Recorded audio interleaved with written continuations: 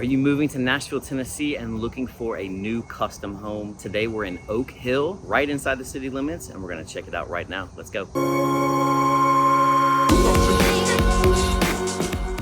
Okay, today I am in Oak Hill and I am in front of an absolutely gorgeous home. I can't wait to show it to you.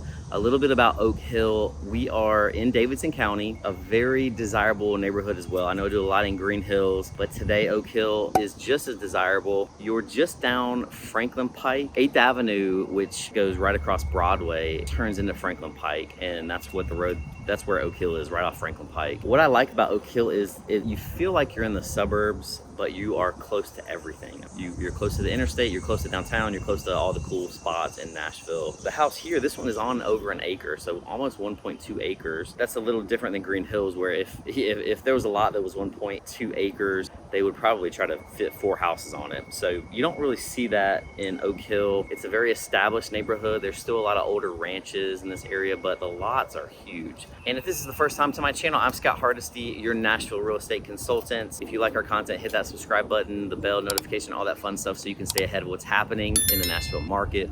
We are out here every single week looking for unique custom properties for you.